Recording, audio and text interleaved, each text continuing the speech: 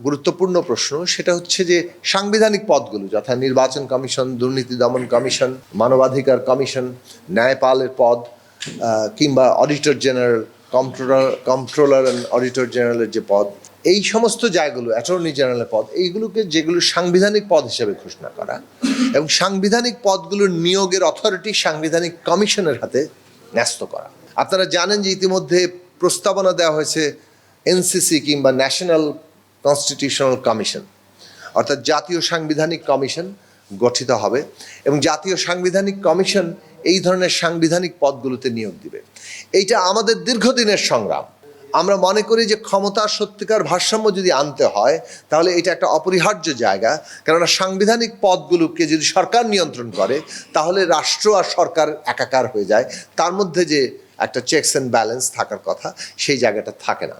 প্রধানমন্ত্রীর মেয়াদ, স্থানীয় সরকার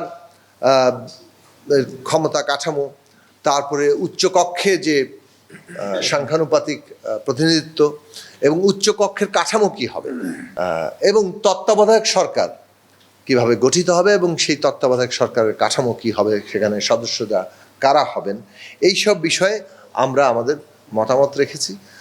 আমরা নারী আসন কিভাবে গঠিত হবে আমরা মতামত রেখেছি।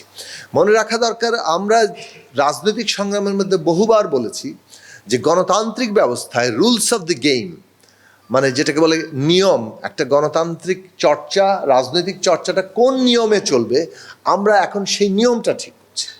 দলগতভাবে বহুদলীয় ব্যবস্থায় বিভিন্ন দল তাদের আর্থ সামাজিক সাংস্কৃতিক নীতি তৈরি করেন, রাজনৈতিক নীতি তৈরি করেন, সেসব ক্ষেত্রে অনেক ক্ষেত্রেই পার্থক্য থাকে। সেই পার্থক্যগুলো জনগণ বিচার করবেন, জনগণ যাকে সমর্থন দিবেন তাকে নির্বাচিত করে ক্ষমতায় নেবেন, রাষ্ট্র পরিচালনার দায়িত্ব দেবেন।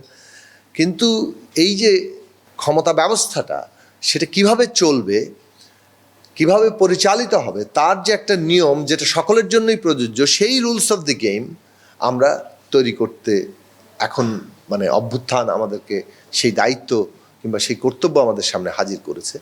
কাজেই বাংলাদেশের ক্ষমতা ব্যবস্থার নিয়ম প্রতিষ্ঠা, এইটা হচ্ছে আমাদের সামনে এখন জরুরি প্রশ্ন এবং সেই প্রশ্নগুলোর দিকে আমাদের মূল মনোযোগের জায়গা।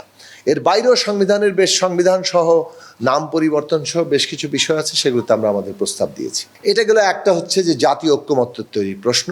সমস্ত স্টেক হোল্ডাররা, বিশেষভাবে রাজনৈতিক দলগুলো, তারা সবাই মিলে যেসব প্রশ্নে ঐক্যমত্য হচ্ছে আমাদের আলাপ আলোচনা করা দরকার এবং আলাপ আলোচনা যত রকম উপায়ে করা দরকার সেই সব উপায়েই আমরা আলোচনাগুলো করব।